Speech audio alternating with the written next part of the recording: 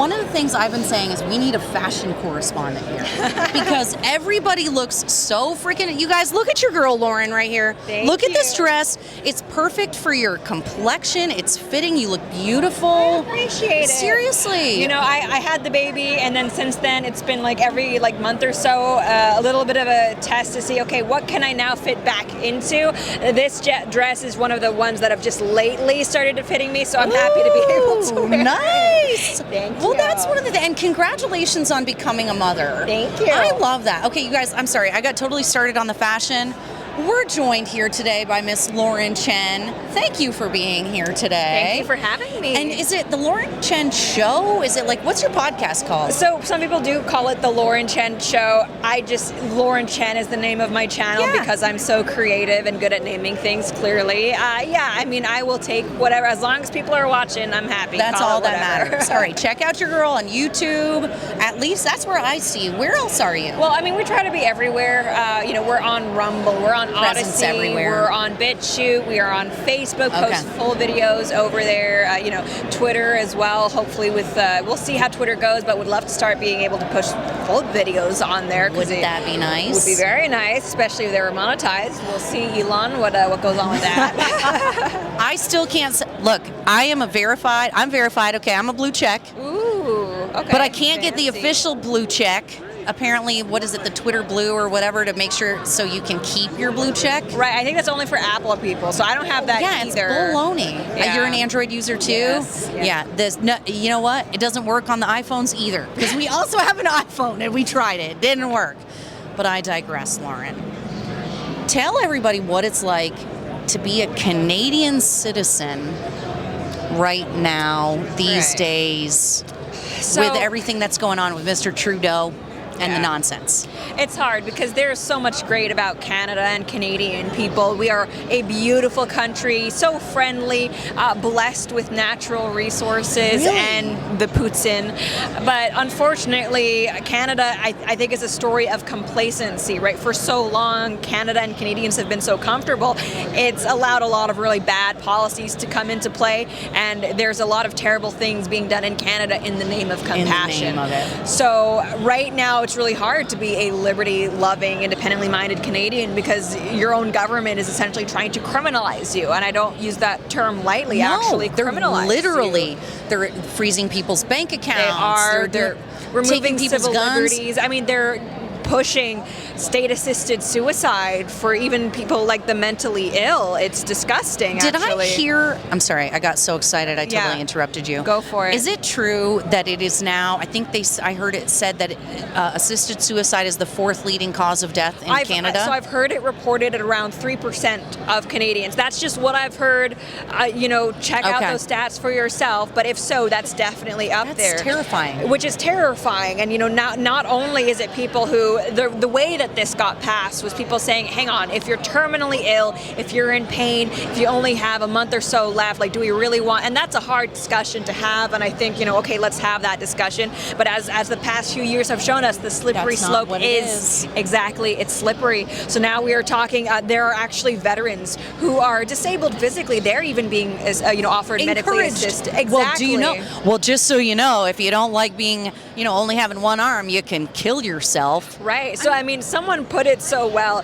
Kill yourself is a phrase that can get you kicked off of social media or health advice from the Canadian government. It's really, and the reason why this is going through is because in Canada, we have abortion up until birth. There's no laws against anything like that. We've got a culture that devalues life, and we also have a healthcare system that is being strained. So unfortunately, I think there are a lot of bureaucrats out there, even state-run media has said, hang on, this is a way to save money. It's disgusting. They're even offering medically assisted suicide to people with depression. That's going to be a thing, which is these are people who are at their lowest. They need our help. The vulnerable. Exactly. They need to be told that things get better, that there's a way out of this. That is not, maybe you should kill yourself. What can you imagine? I can't imagine in my life. Okay. Do you remember, I'm a little bit older than you, but back in the day when they were passing the Affordable Care Act, Obamacare, death panels, yes, we got called insane. No, if conservatives said anything about a death panel or a concern, we were told we were conspiracy theorists. That's crazy. How could you say something like that? And now, That's exactly, in fact, that's what we're seeing. That's exactly what we're seeing, and it's not just a death panel, let's withhold care. It's actually, let's be proactive. Like, it is healthcare. Exactly. No, you're so right, and that is what happens when you let the government in charge of essentially your healthcare system. Now, anytime I criticize the Canadian healthcare system, I have people say, but this problem with the American system, somehow the left has managed to convince people that the American healthcare system was the right idea, the right plan, even though it is not. We are living under Obamacare, which was, the Democrats. So obviously a lot of problems with American healthcare, but don't be fooled by the Bernie Sanders of the world into thinking that the Canadians have it figured out. We do not, absolutely do not. I mean, I hate to say the good thing is, but the good thing is now we see the end result, right? Like, so a lot of this stuff is only academic until I don't want to say but until the thing happens that we say, if this thing happens, it's going to go bad. It's almost like we have to let it go bad and for everybody to see how awful and terrible it is, right, so that they will wake up maybe and fight back. Right, and I think if nothing else, Canada can serve as a warning to Americans right now. It's like, your system has problems too, but don't go the way we've gone. I'm hoping that Canadians will look at this and say, what have we let our country become? But unfortunately, a lot of Canadians support it, or unfortunately, they're too apathetic, right? There's not that same involvement with politics as there is in America, for better or worse. Oh yeah, I mean, a lot of Canadians are very apathetic, even if they don't support this, because things have been so good for so long in Canada, right? Because we've been so comfy. Comfort. Exactly. It's exactly good times breed weak men. We are weak men breed bad times. Full on in Canada. Yep. That's what. I didn't think you could be more apathetic than Americans. Unfortunately, we can't. We had all of the lockdown craziness that was happening in Canada. We had an election during COVID, and they voted to keep Trudeau. Just imagine how apathetic and just wanting to keep the status quo you have to be during a time when your civil liberties are being stripped, when you're being barred from meeting your family for the holidays, that you actually vote to keep things the same. It's unbelievable. Out of curiosity, and I don't know if you know the answer to this, but like Vermont. So right. I'm from Vermont. Only about 50% of registered voters actually vote. Right. What's it like in Canada? That I can't say. I mean, Canada has a similar system where it's not just majority rule. So a lot of Canadians watching will say, hang on, most people didn't vote for Trudeau because we have multiple parties, and it just so happens that Trudeau got the most votes, but he didn't get, the majority of votes. But still, enough Canadians voted for him where it's like, at a certain point, you guys get what you vote for. That's what I'm saying. And the same thing happened in Vermont, right? We've got Phil Scott, who's not really a Republican. Right. He supported all the lockdowns. You've got our legislator who supported all the lockdowns, destroyed people's businesses, families, kids' education.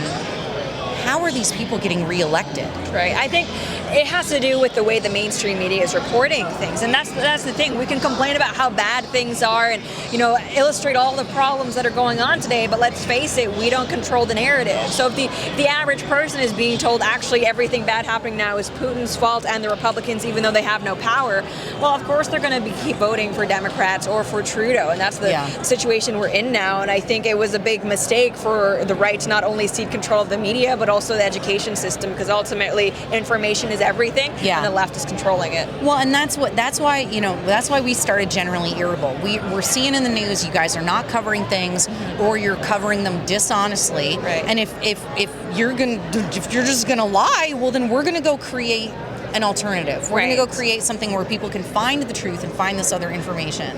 Was that sort of the impetus for you starting your YouTube channel, or was it something different? No, absolutely. I studied political science. This has always been a passion of mine. Yeah. Like so many poli-sci majors, when I graduated, was working not at all with anything to do with poli-sci. I was working in HR. But I just started making videos about topics like, transgenderism or things like that, because I was passionate about it. And I felt like views like mine weren't being represented by the mainstream media. So I kind of came up with a lot of, independent content creators who wanted to get a different message out there. But unfortunately, as soon as right-wing YouTube, 2016 was absolutely huge, killing it. Left couldn't have that, and so that's when censorship started online, really. So now it's a very different, ecosystem than it used to be now, unless you're authoritative. Good luck trying to grow on places like YouTube. Twitter, up until recently with Elon Musk, was very similar. So it seems like the left is actively trying to prevent the right from fighting back, but that doesn't mean we should give up. Absolutely. Oh, Yeah. I love that. Okay, so tell everybody where they can go find your content. Sure. Well, you can find me on YouTube, Lauren Chen or Mediaholic. If you guys are into pop culture stuff, we also do movie reviews that are a lot of fun.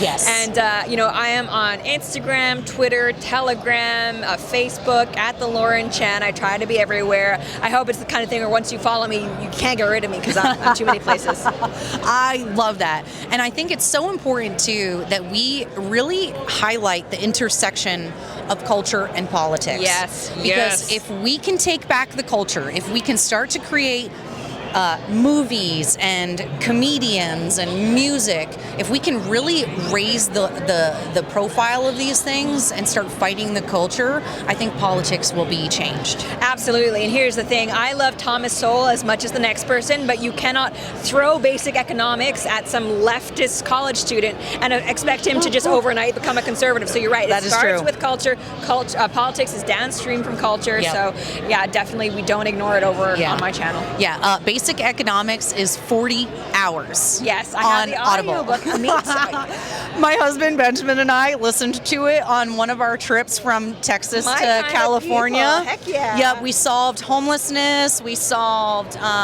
food shortages. Exactly. I'm pretty Broken sure. family spurred on by the welfare state. Absolutely. Yeah. I'm pretty sure we figured out answers to everyone's problems. Right. I love Thomas Sowell, Walter National Williams. treasure. These are my dudes, okay? One other quick thing, I want to give you an opportunity to talk a little bit about the other products that you and your family, the other organizations that you guys have that support you, support your channel. If you want to talk about where to go, buy some of that stuff. Oh, yeah, Yeah, sure. I'm trying to remember if it was like skincare. Yeah. Right? It's skin. Soap and Is it makeup skincare? too, or is it just no, skincare? No color cosmetics. Okay. So my family actually has our own brand that makes and sells handmade artisanal bath and body products for women and men. It's called Clearly Pure Naturals. That's what it is. Okay. Yeah, so we have actually tons of gift boxes available for women That's right. and It's men. Christmas, y'all. Yeah, the soaps are beautiful. They're works of art. You're not going to want to use them. They're too beautiful, but they also smell really good, so you will eventually give in and use them. You can find the shop at etsy.com/shop/Clearly Pure Naturals, and it's spelled CLEARLYPUR Naturals. And we would really appreciate any of the support. If you would like to ensure that our videos keep being made and keep getting independently made, then shopping at Clearly Pure is a great way to do that. Absolutely. I really appreciate the plug. Absolutely. Amazing. We've been talking to a few folks today, and one of the things that is sometimes frustrating is conservatives don't think to promote and pay for things from their own people, right? Yeah. We just, I'll go to the name brand beauty salon or store and I'll just buy stuff there. When we have tons of friends and there are tons of creators that have skincare, they have coffee, they have, whatever it is that they sell, and it's a way to support the content. No, you're absolutely right, and that's the thing. I think a lot of Republicans or conservatives, we would love to just, shut off, get to our work and go grocery shopping like everyone else does, but that's the thing. Oftentimes you're supporting brands that actively hate you. Hate you. Yeah, hate you. your And guts. I know, it was Don't really give them painful. your money. It was painful for me as a really weird Disney adult to finally make the decision to be like, I can't keep supporting these guys. But it needs to be done, and they're, like you said, don't think of it as boycotting something else because that's negative. Just think of putting your dollars toward people who you actually want to support, you can feel good about investing in. I love it. Thank you so much, Lauren. Thank you for having Thanks for me. being It's been here a lot of today. fun. Absolutely. Yeah. All right, so everybody go check out your girl Lauren. Make sure you get some of those natural not cosmetics, those natural skincare products, because look at this girl. I mean, look at her. Her skin is perfect. Thank if you. you You're want to too have kind. perfect skin. No, I shouldn't say that. I shouldn't make advertisements like that. I'm not saying that they can give you perfect skin. I'm just saying that you can feel good like you have perfect skin. There we go. Like Miss Lauren Chen. All right. Good night, everybody. Thanks.